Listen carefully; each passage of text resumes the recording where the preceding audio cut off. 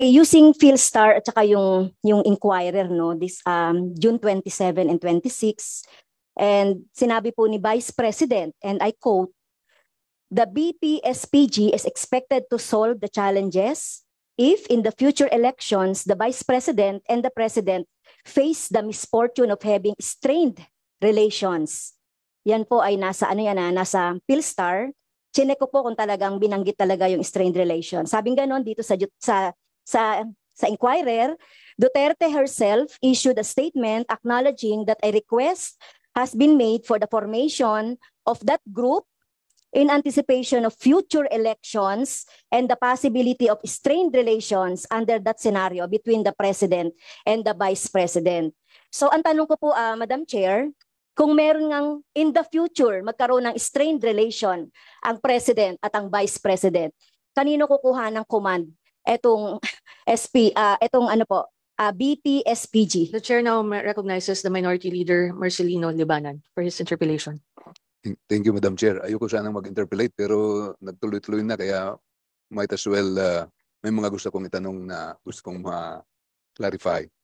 Tungkol po sa West Philippine Sea, kanina nag-interpolate si Congressman Carap, si Madam Chair, kung pwede tayong mag-exploit, mag-protect sa ating mga tao dyan. Sa kakaalam ko, I don't know if I am wrong, sa lahat na nag-occupy ng mga bansa sa West Philippine Sea, Vietnam, Malaysia, Taiwan, China, Philippines, tayo ang pinakakulang ng development sa ating Pag-asa Islands. Tama po ba, Mr. Secretary? Kung tayo ang pinakakulang ang development sa Pag-asa Islands, ano ang plano natin para maging katotohanan talaga na may bayan tayo doon at minimaintain natin ang ating bayan sa Pag-asa? Yung Pag-asa po, madali lang pong usapan kasi madali lang pong i-resupply. Yung buong lugar po na kailangan natin na sakupin or hawakan ang problema. At ito po ay pinag-aaralan namin mabuti, pinaghahandaan namin mabuti kasi lahat ho ng maaaring reaksyon ng mga katunggali natin ay kailangan natin paghandaan. At capabilities po natin kailangan paghandaan natin upang mas agresibo tayong maka-assert ng ating rights. Secondly po, kahit na anong ginagawa po doon ay multi-agency consultation yan kasi kailangan ho, maari nating dapat masustain natin ang ginagawa natin at hindi tayo aatras kung tayo ay mag-commit sa isang bagay. Kaya po, ito pinagplaplanuhan ho namin na mabuti, pinaghahandaan po namin ng mabuti. Hindi ko lang masabi kung ano ang mga plano po natin dahil ayoko pong i-telegraph sa mga katunggali kung ano magagawin po natin o binabalak natin. Rest assured po sa pronouncement ni Presidente na hindi po natin aatrasan kahit na anong mga bagay na kaya natin pong gawin. Maraming salamat sa sagot na yan po. At Madam Chair, nagtanong po ako dito dahil kung isang bayan, may munisipyo po tayo doon.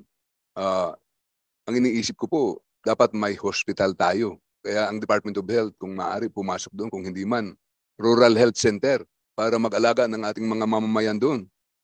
Yung school natin, paano natin mapaaral ng mabuti ang mga tao doon. Kailangan pumasok din ng DepEd doon para maturuan yung mga bata doon. At kung maaari,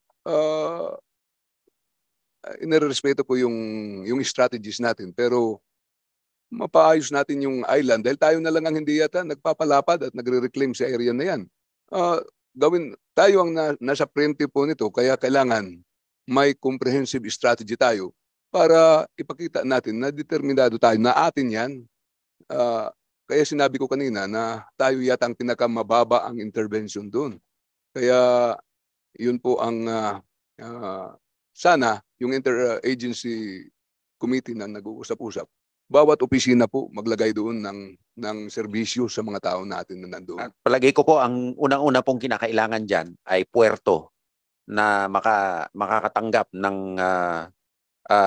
large draft na vessels para makabagsak po tayo ng construction materials in bulk para sa ganun po. Pangalawa po yung improvement ng runway natin upang sa ganun mas malalaki at mas mabibigat na kargada ang pwede niya ipasok. Kasi sa ngayon po ay seasonal ang pwede natin pasukan. So iprepara po natin ang islan muna mabuti, saka po magiging madali na po maglagay ng serbisyo.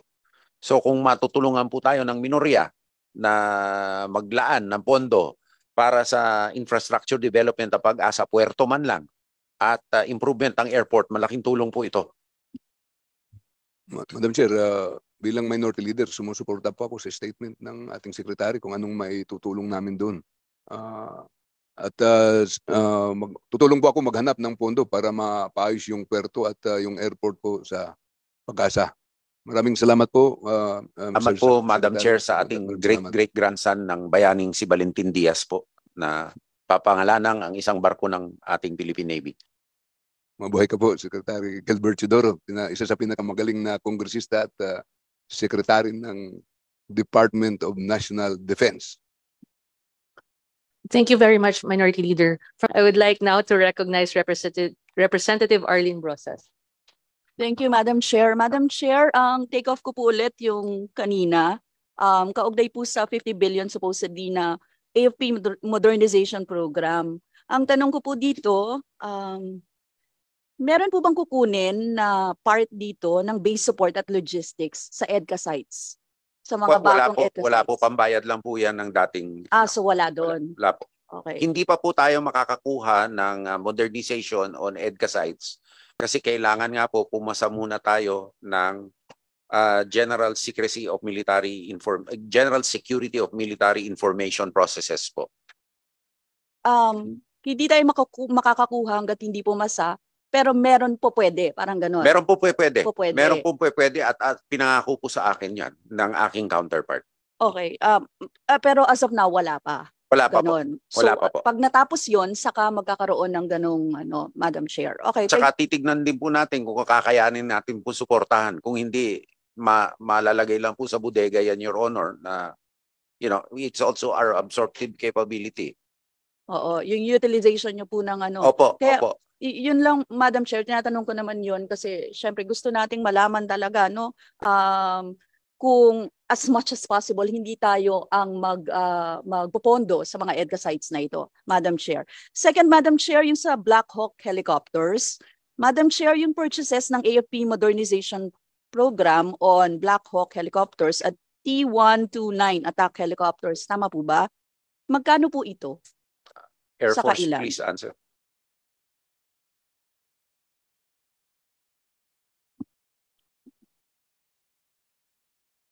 Good afternoon, Madam Chair, Your Honor. The Black Hawk is the total contract for the additional Black Hawk is 32 billion for an additional 32 aircraft. And the attack helicopters is 13.7 billion. That's for 6 aircraft. So 32 billion? Tama po ba, Madam Chair? Yes, that's for the S-70I Black Hawk for 32 aircraft. Ilang Black Hawk po ito? 32, ma'am. 32. 32? Yes, ma'am. 32. Oo, 32 na Black Hawk. Tapos 32 billion yung... That's the contract price. Yun ang price. Grabe, malaki pala talaga itong Saan-saan po ginamit ito? That's yet for delivery, ma'am. That's phased for nagamit na ba yung mga Black Hawk? The additional 32 is yet to be delivered for next year. But we have already the 16 Black Hawks that we use. I mean, it's already been used in various operations. So 16 ay dumating na? Yes, ma'am. Naggamit na? Yes. Saan-saan po ito nagamit ng mga provinces? In various missions all over the country. Madam Chair, pupunta na po ako sa next topic ko kasi 3 minutes lang, Madam Chair. So, Madam Chair, nakatanggap kasi kami ng mga alarming reports tungkol po ito sa Philippine Army, kay General Browner. Ayan. Oo. Nakatanggap po kami ng alarming reports tungkol sa harassment and surveillance intimidation ng 59th Infantry Battalion sa Batangas, Madam Chair. We actually filed a resolution here, House Resolution 1257. Ito po yung mga cases na nangyari. Ang history po kasi nito, yung Sugar Folks Unity for Genuine Agricultural Reform, Sugar, alliance po ito ng mga sugar workers sa Batangas. Ito po sila, binigyan, sila po yung nagsasabi na may harassment, red tagging, surveillance mula sa 59th IB sa mga maggagapak mismo. Yung mga maggagapak po sila yung sa mga magtutubo dahil nung nawalan, nagsara yung CADP, isa sa pinakamalaking milling doon sa Batangas, nawalan ng trabaho yung mga maggagapak. Nawalan sila ng hanap buhay. Ngayon po, nagpali-enlist sila for cash assistance. Pumunta sila sa amin dito. Inilapit po namin ito kay Speaker Romualdez para mabigyan sila ng tulong. Madam Chair, nung binibigyan na sila ng tulong, sila po yung nagpalista, isa-isa, ng mga tao. Ang nangyari po, may mga insidente na ganito. Nung August 3, si JC Balugna, yung spokesperson mismo ng Kaisahan ng mga Manggagawang Bukid sa Tubuhan, member ng Sugar, pinwersa po siyang mag-evacuate sa bahay niya sa Barangay Putol, Tuwi, Batangas, nung 30 elements of the 59th IBPA in full gear arrived at inoccupy yung bahay niya. So ganun po, and nag-house to house daw, nag-interrogation, hinahanap ang mga volunteers ng Sugar Folks Unity for Genuine Agricultural Reform katulad ni Kim Federizo. May mga, alam mo niyo po, sila kasi nagpapalista sa cash assistance. Mahirap po kapag ganito yung ginagawa ng mga 59th IB. Na ang ginagawa nila, sinasabi nila, hindi totoo ang cash assistance, walang DSWD na pupunta, hindi totoo na si House Speaker Romualdez ay may ganitong etc. So those are two instances. Yung third instance, malala po. Si Annalisa, 18 years old na sugar worker, siya po ay pinuntahan doon sa bahay niya at yung kanyang ina. Pareho silang sinabihan. Ang sinabi lang po ay Makmak ang pangalan. So walang pangalan ito. Pero mamaya po sasabihin ko kung sino yung iba pang mga pangalan ng mga Please wind up, Rep. Rosas. Yes, Madam Chair. Ito mas matindi yung ginawa sa kanya kasi Madam Chair, kinuha yung kanyang number, sinabihan siya na nandito ba si baby, ang termino sa kanya ay baby girl, parang ganyan. Tapos, yung mga next na text sa kanya ay sex tayo. Yun na yung kanyang sinasabi. So, Madam Chair, kailangan po ito agarang investigahan. We expect immediate action dito sa mga ganitong mga cases, Madam Chair. Grabe naman itong ginagawa ng 59th IB dyan sa Batangas, Madam Chair. So, bukod po doon, may karanasan din ako sa Mindoro mismo, ako po mismo, yung mga oil spill naman, yung mga biktima naman ng oil spill, mga mangingisda, sila po kasi pumunta sa Calapan, Kapitolyo, para mag-rally. Pero ang nangyari po, ngayon... Please wind up, Rep. Rosas. Madam Chair, Thank you. ngayon, yung 2nd IDPA, 2nd Infantry Division, Philippine Army naman ang nandun, natagpuan ko sa Barangay Maidlang, Calapan, Mindoro. At sinasabi ng mga mangingisda, hindi sila, natatakot sila kasi may mga military sa kanilang lugar. Ibig sabihin, hindi na sila pinagsasalita, nahihirapan po sila. Sila ay nagugutom ngayon. Ang kanilang nirereklamo ay wala silang hanap buhay ngayon. 6 months after, may mga tar balls pa rin, may oil spill pa rin, hindi pa rin sila makapangisda. Hanggang ngayon, from 25 kilos, naging 5 kilo na lang yung kanilang nakukuha. Hindi yun kaya para mabuhay ang mga mangingisda. So Madam Chair, pangalawa po yan doon. I'm sure marami pa akong makikita ng mga pero sana po, Madam Chair, may we get a response from the Philippine Army kaugnay dito. General Galido, please respond. Good afternoon, Madam Chair. Good afternoon, everybody. Rest assured, Madam Chair, my office will coordinate with the Honorable Representative of Gabriela on this information. It's only now that we receive this information, and we will act accordingly and gather the information from the Honorable Representative. Madam Chair, nandyan ba ang Battalion Commander ng 59th IB, si Lieutenant Colonel Ernesto Teneza Jr.? Nandyan ba siya? Wala po, Madam Chair. Madam Chair, ito po yung mga pangalan ng mga identified na si Cabiles, Dialca, Magbanwa, Salida, Representative Rosas, you may submit the names directly to General Galido for Okay. lack of time so Yes, that we can Madam move on. Yes, Representative Madam Rosas. Chair. Ito ay aksyonan no, ng Philippine Army. Thank you, Madam Chair. Thank you, Representative Rosas. Thank you, Madam Chair. Nandyan po ba, Madam Chair, si AFP Public Affairs Office Chief Colonel Jory Baclor? Spokesperson po ng AFP. Madam Chair, Your Honor, hindi na po PIO si Colonel Baclor, ma'am. He has been replaced already by Colonel Ileto. But Anyway, regarding din po doon sa security ni Vice President, dahil sinabi niya po doon sa June 27, 2022 sa PhilStar that the BPSPG is already an expanded unit of the BPSD. The same function, added personnel and equipment, sabi niya po in Filipino and English mixed. Since it is expanded, it became a separate unit of AFP, no longer under the GHQ and HSC, with its own designated group commander, Lieutenant Colonel Rene Hiroy. Tama po ba ito, AFP Chief, Madam Chair? Madam Chair, Your Honor, tama po yun. It's now a separate unit. So kung separate unit po ito, ito po, saan po ito kuha ng command? Doon pa rin po ba sa AFP? Yes, Just in case. yes, Madam Chair, Your Honor. So It's ang still chain in- of command po ay sa AFP, Sa AFP pa rin po. Okay. Okay, using PhilStar at saka yung Inquirer, no, this June 27 and 26, and sinabi po ni Vice President, and I quote, "The BPSPG is expected to solve the challenges if in the future elections, the Vice President and the President face the misfortune of having strained relations." Yan po ay nasa nasa PhilStar.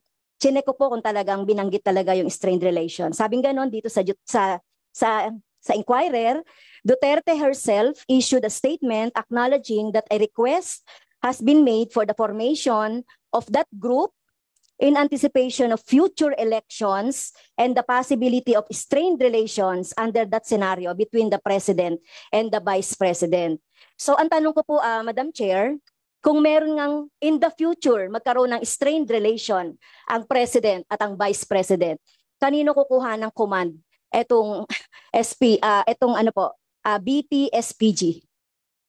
Alam niyo po yung Madam Chair, Your Honor, all the units of the Armed Forces of the Philippines will remain professional po. So we will follow one chain of command at they will follow the command of the Chief of Staff. So yun po yung klarong-klaro na line of communication natin and line of command, Your Honor. Okay. So doon po kayo kukuha ng chain of command kay Presidente. Tama?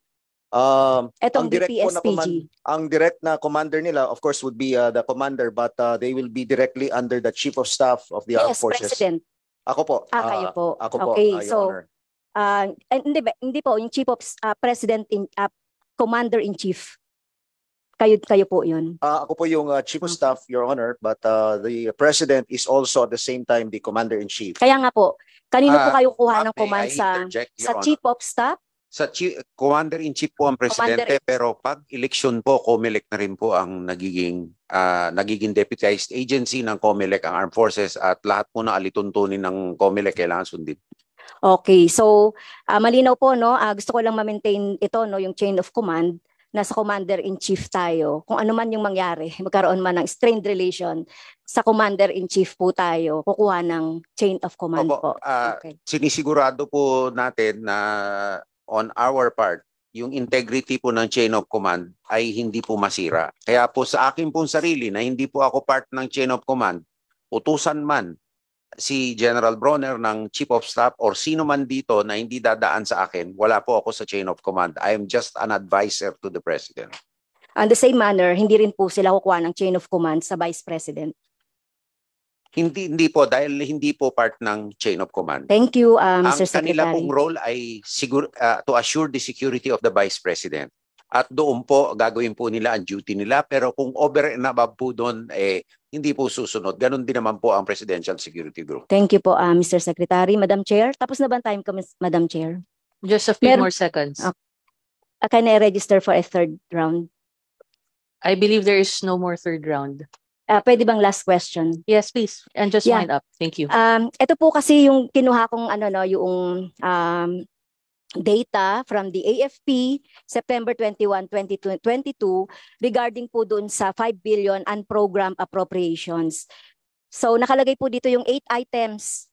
Kabilang po doon yung GHQ zero-day intrusion and data mining system na nagkakahalaga po ito, Madam Chair, ng 300 million. Ito po ba ay nabili na? Ito po ba ay na-purchase na po natin or na-acquire na po natin?